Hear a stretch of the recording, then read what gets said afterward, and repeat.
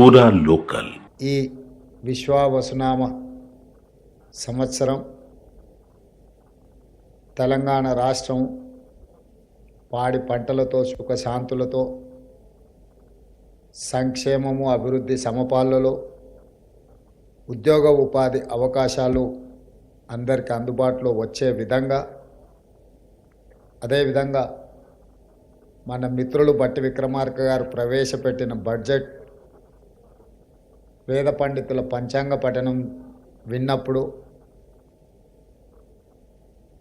ఉగాది పండుగ షడ్రుచులతో కూడుకున్న ఏదో విధంగా అయితే ప్రసాదం అందించిండ్రో, బట్టి విక్రమార్క గారు ప్రవేశపెట్టిన బడ్జెట్ కూడా అదేవిధంగా షడ్రుచులతో ఉన్నదని చెప్పి నేను భావిస్తున్నాను. అందులో తీపి ఉన్నది, పులుపు ఉన్నది, కారము ఉన్నది, కాస్తో కూస్తో ఉప్పు కూడా ఉన్నది. ఎందుకంటే కొన్ని నియంత్రణలు పాటించిండు, కొన్ని అంశాలలో చాలా లిబరల్గా వారు ముందుకు వచ్చిండ్రు. యువత ఉద్యోగ ఉపాధి అవకాశాలు కల్పించడంలో కానీ, రైతులు పండించిన పంటకు సంపూర్ణ సహకారాన్ని అందించి గిట్టుబాటు ధరలు ఇచ్చి పంటలని వ్యవసాయాన్ని ప్రోత్సహించాలని, అదేవిధంగా పేదలకు వైద్యాన్ని అందించాలని, నిరుపేదలకు విద్యను అందుబాటులోకి తీసుకురావాలని వారి బడ్జెట్లో విద్యా వైద్యానికి, వ్యవసాయానికి, పరిశ్రమలకు ఉద్యోగ ఉపాధి అవకాశాల కల్పన కోసం అత్యధికంగా వారు నిధులను కేటాయించడం జరిగింది. ఈ ఉగాది సందర్భంగా వారికి మనస్ఫూర్తిగా నేను అభినందనలు తెలియజేస్తున్నాను. ఇవన్నీ నెరవేరాలి అని అంటే, పెట్టుబడులు రావాలి, అభివృద్ధి జరగాలి అంటే శాంతి భద్రతలు పూర్తి స్థాయిలో అమలు చేయాలి.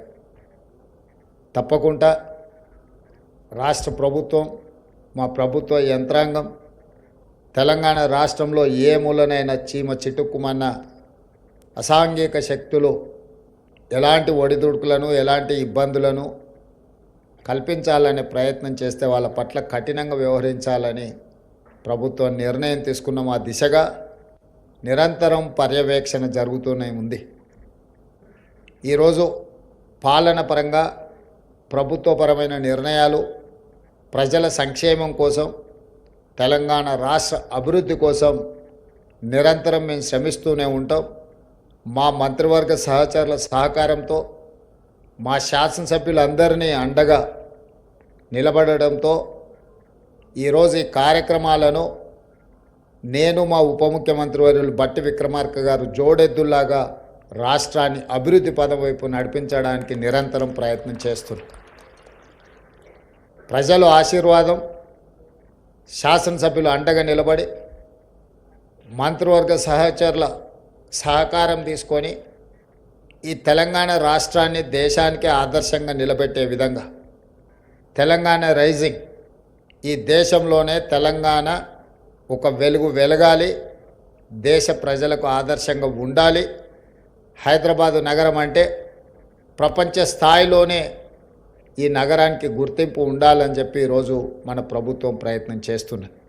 దాంట్లో భాగంగానే మూసీ ప్రక్షాళన కావచ్చు, రీజనల్ రింగ్ రోడ్ కావచ్చు, ఇంకొక కొత్త నగరాన్ని, ఒక ఫ్యూచర్ సిటీని ఈరోజు మనం నిర్మించుకోవాలనుకుంటున్నాం. ఎక్కడైనా ఈ దేశంలో స్వతంత్రం వచ్చినప్పటి నుంచి ఒక చండీగఢ్ తప్ప ఒక సంపూర్ణమైన నగరాన్ని ఎక్కడ నిర్మాణం జరగలేదు. దేశంలో ఉన్న నగరాలే కాస్త విస్తరించుకుంటూ వచ్చినాయి. ఆ విస్తరణ చేసిన నగరాలు అస్తవ్యస్తంగా మారడం వల్ల ఈరోజు ప్రపంచంలో మన గుర్తింపు, గౌరవం వెనుకబడిన దేశంగా అలాగే ఉండిపోయింది. అందుకే ఈరోజు ఈ దేశంలో కొత్త నగరాల నిర్మాణం జరగాల్సిన అవసరం ఉన్నది. ఈ కొత్త నగరాల నిర్మాణం జరగాలి అంటే దానికి నమూనా ఈ దేశంలో ఎక్కడా లేదు. అందుకే తెలంగాణ రాష్ట్రం ఆ ఫ్యూచర్ సిటీని నిర్మించడం ద్వారా దేశానికి ఒక ఆదర్శంగా నిలబడి ఒక నమూనా నగరాన్ని ఇవాళ మనం నిర్మించాలనుకుంటున్నాం. అది కేవలం జనావాస యోగ్యమైన నగరం కాదు, ఉద్యోగ ఉపాధి అవకాశాలు కల్పించుకుంటూ ఈ రాష్ట్రంలో సంక్షేమ పథకాలు అమలు చేయాలంటే అత్యంత వెనుకబడిన వర్గాలైన దళితులు, గిరిజనులు, ఆదివాసీలు, బలహీన వర్గాలు, మైనారిటీలు, మహిళలకు అవసరమైన సంక్షేమ అభివృద్ధి కోసం నిధులను సేకరించాలంటే అక్కడ పెట్టుబడులు రావాలి. ఆ పెట్టుబడుల ద్వారా రాష్ట్ర ఆదాయం పెరగాలి. అందుకే అది ఒక పెట్టుబడుల నగరంగా, అక్కడ ప్రజలు నివసించే నగరమే కాదు, అక్కడ పెట్టుబడుల నగరంగా మారి అక్కడికి వేలాది కోట్ల రూపాయల పెట్టుబడులు తీసుకొచ్చి లక్షలాది ఉద్యోగ ఉపాధి అవకాశాలు కల్పించాలని ఈరోజు మనం ప్రణాళికలు సిద్ధం చేసుకున్నాం. అందుకే ఈరోజు ఒక అభివృద్ధి జరిగినప్పుడు కొన్ని అడ్డంకులు వస్తుంటాయి. ఎక్కడ కూడా 100% ఆమోదం ఉండదు. దేవుళ్ళనే 100% మన వాళ్ళు ఆమోదిస్తలేరు. ఒక ఆయన వెంకటేశ్వర స్వామి భక్తున్నంటే ఇంకొక ఆయన ఆంజనేయ స్వామి భక్తుని అంటాడు, ఇంకొక ఆయన నేను శివభక్తుని కాల భైరవుడిని నేను ఇష్టపడతానంటాడు. దేవుళ్ళ పట్లనే భిన్నాభిప్రాయాలు ఉన్న ఈ సమాజంలో ప్రభుత్వం తీసుకునే నిర్ణయాలు కూడా 100% ఆమోదం ఉంటుంది అని చెప్పి నేను, మా ఉప ముఖ్యమంత్రి వర్యులు, మా మంత్రివర్గం ఏం భావించడం లేదు. కానీ మెజారిటీ ప్రజల యొక్క సంక్షేమం కోసము, ఈ తెలంగాణ రాష్ట్ర అభివృద్ధి కోసము అడ్డుకోవాలనుకున్న వాళ్ళు, అడ్డుపడితే ఆగిపోతుంది అనుకునే వాళ్ళ పట్ల కఠినంగా వ్యవహరించాలని కూడా ఈరోజు ప్రజల నుంచి మాకు సూచనలు వస్తున్నాయి. ఈ పండగ తెలంగాణ అభివృద్ధి కోసం. అదే కాదు, ఒకనాడు పేదవాడికి తెల్లన్నం అనేదే తెలియదు, పండుగ పూటనే తెల్లన్నం తినేవాళ్ళు. అక్కడి నుంచి మొట్టమొదట కోట్ల విజయభాస్కర్ రెడ్డి గారు ₹1.90 బియ్యం ఇవ్వాలని వారు మొట్టమొదట పేదవాడికి తెల్లన్నం పెట్టాలని విజయభాస్కర్ రెడ్డి గారు మొదట ప్రవేశపెట్టినారు ఆ పథకాన్ని. ఎన్టీ రామారావు గారు దాన్ని విస్తృత స్థాయిలో ₹2 కిలో బియ్యం అనే పథకాన్ని పూర్తి స్థాయిలో ప్రజల దగ్గరికి తీసుకెళ్ళి ఆనాడు ఏదో ఒక పండుగ నాడు తెల్లన్నం తినే ప్రజలకు నిత్యం ఒక్క పూటైనా తెల్లన్నం తినే పరిస్థితులు ఎన్టీ రామారావు గారు తీసుకొచ్చారు. ఆ తర్వాత శ్రీమతి సోనియా గాంధీ గారు ఫుడ్ సెక్యూరిటీ, ఆహార భద్రత చట్టం తీసుకొచ్చి ప్రతి పేదవాడికి 3 పూటల భోజనం ఉండాలి అని భారతదేశంలోనే మొట్టమొదటిసారి ఫుడ్ సెక్యూరిటీ యాక్ట్ తీసుకొచ్చి పేదవాడికి ఆహార భద్రత చట్టాన్ని శ్రీమతి సోనియా గాంధీ గారు తీసుకొచ్చారు. ఆ విధంగా అంచెలంచెలుగా పేదల ఆకలిని తీర్చడానికి ప్రభుత్వాలు తీసుకున్న నిర్ణయాలు ఈరోజు పేదలకు ఆకలిని దూరం చేసే ఒక దిశగా మనం ప్రయాణం చేస్తున్నాము. మరి ఈరోజు ఆ పేదలు శ్రీమంతులు తిన్నట్టుగా సన్న బియ్యం తినాలి, సన్న బియ్యంతోనే మా భోజనం ఉండాలి అని కోరుకుంటున్నారు. దొడ్డు బియ్యం నుంచి సన్న బియ్యం వైపుగా, సన్న బియ్యం తెలంగాణ రాష్ట్రంలో అత్యధికంగా పండించే దిశగా మన ప్రభుత్వం ముందుకు వెళ్తుంది. పోయిన సంవత్సరం ప్రభుత్వ ప్రోత్సాహకం వల్ల వరి 1,56,000 మెట్రిక్ టన్నులు, భారతదేశంలోనే అత్యధికంగా వరి ధాన్యం ఉత్పత్తి చేసిన రాష్ట్రంగా తెలంగాణ ముందు భాగాన నిలబడ్డది. ఉమ్మడి రాష్ట్రంలో కూడా ఇంత పంట ఎప్పుడు పండలేదు. తెలంగాణ రాష్ట్రం వచ్చిన 10 సంవత్సరాలలో కూడా ఇంత వరి దిగుబడి ఎప్పుడు రాలేదు. పోయిన సంవత్సరం 1,56,000 మెట్రిక్ టన్నుల వరి ఉత్పత్తి తెలంగాణ రాష్ట్రంలో మనం సాధించుకున్నాము. ఈ సీజన్లో కూడా అత్యధికంగా ఈరోజు వరి పండిస్తున్నారు మన రైతులు.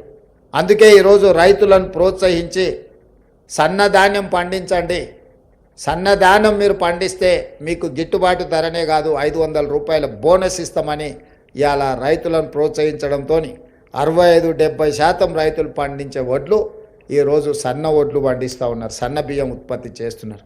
మరి రైతులు పండించిన సన్న బియ్యాన్ని పేదలకు పంచాలని ఒక గొప్ప లక్ష్యంతో ఈ ఉగాది పండగ పేదవాళ్ళ ఇంట్లలో సంతోషాన్ని తెచ్చిపెట్టాలి అని చెప్పి ఈరోజు సాయంత్రం హుజూర్ నగర్లో పెద్దలు ఉత్తమ్ కుమార్ రెడ్డి గారి నియోజకవర్గంలో రాష్ట్రం నలుమూలల సన్న బియ్యం పథకాన్ని ఈరోజు మనం ప్రవేశపెట్టుకుంటున్నాం.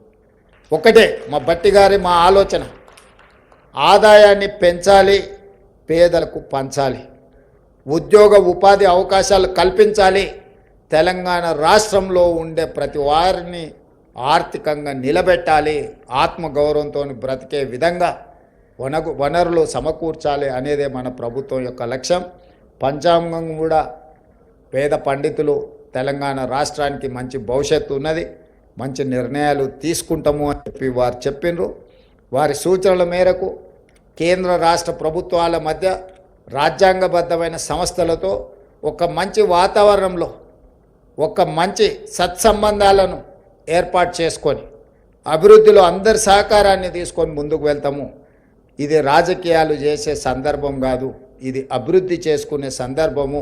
ఈ అభివృద్ధి చేసుకునే సందర్భంలో రాష్ట్రాన్ని దేశానికే ఆదర్శంగా నిలబెట్టాలన్న ఆలోచన చేసే సందర్భంలో అందరి సహకారం తీసుకుంటాం. అది కేంద్ర ప్రభుత్వం అయి ఉండొచ్చు, లేకపోతే రాజ్యాంగబద్ధమైన సంస్థలు, గవర్నర్ వ్యవస్థ అయి ఉండొచ్చు, ఎన్నికల వ్యవస్థ అయి ఉండొచ్చు, న్యాయ వ్యవస్థ అయి ఉండొచ్చు.